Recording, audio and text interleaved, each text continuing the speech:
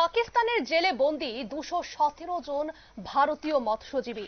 বাংলার দুই মৎস্যজীবী আটকে পাকিস্তানের জেলে, তাদের ফেরানোর আর্জি জানাচ্ছে অসহায় পরিবার। কি জানাচ্ছেন সংশ্লিষ্টরা, শোনাবো।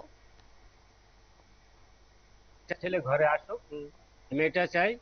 আর বিশেষ করে ওনারা কাজে গিয়েছিল, জানার সঙ্গে তার নাম জানি না, ফোন নম্বরও আমাদের কাছে দিয়ে যায়নি। এই আর হচ্ছে ওই দেওয়ালি অসহায় আমরা আছি, চিন্তিত।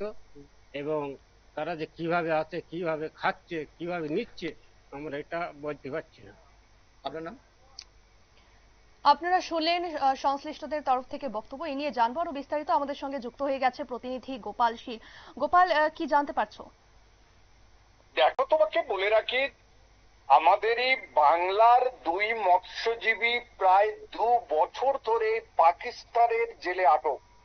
আশ্চর্যের বিষয়, যখন ভারত, বাংলাদেশ, পাকিস্তান, শ্রীলঙ্কা বিভিন্ন দেশের সঙ্গে জলসীমা লঙ্ঘনের একটা আইন রয়েছে বা চুক্তি রয়েছে, বড়জোর 90 দিনের মধ্যে মৎস্যজীবীদের ফেরত দেওয়া হয়। কিন্তু সেই আইনকে বুড়ো আঙুল দেখিয়ে পাকিস্তানে এখনো দুই মৎস্যজীবী তারা বন্দী রয়েছে। এবং শুধু দুই মৎস্যজীবী নয়, ভারতবর্ষের শতাধিক মৎস্যজীবী পাকিস্তান করাচি জেলে বন্দী। তাদেরকে ফেরানোর উদ্যোগ এখনো পর্যন্ত দেখা যাচ্ছে না। ইতিমধ্যে দেখা যাচ্ছে কাশ্মীর পহেলগাঁও ঘটনার পর পাকিস্তান যুদ্ধ যে গোটা বিশ্ব সম্পর্ক তলানিতে ঠেকেছে, সেটা কিন্তু জলজন্ত প্রমাণ। 2023 পয়লা জানুয়ারি বাংলার দুই মৎস্যজীবী কেরালার ট্রলারে মাছ ধরতে গিয়ে লালটু দাস এবং সুজয় দাস উত্তর 24 পরগনা জেলার মাটিয়া থানার চাঁপাপুকুর গ্রাম পঞ্চায়েতের বাড়ি, তারা এখনো সেখানে আটকে। গত 8 মাস আগে কোন রকমে ম্যানেজ করে একটি ফোনে করেছিল, ফোনে রেকর্ডিং পাঠিয়েছিল, একটা চিঠি পাঠিয়েছিল। তারপর থেকে ছেলের মুখ দেখতে পায়নি অসহায় বাবা মা।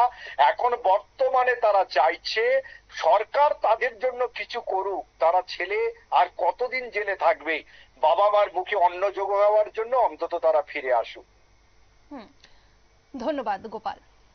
আপনারা শুনলেন, প্রায় 2 বছর ধরে পাকিস্তানের জেলে আটক শতাধিক মৎস্যজীবী। ভারতবর্ষের শতাধিক মৎস্যজীবী আটকে পাকিস্তানের জেলে বন্দী, তবে কোনো ব্যবস্থা করছে না তাদেরকে ফেরানোর সেখানকার সরকার।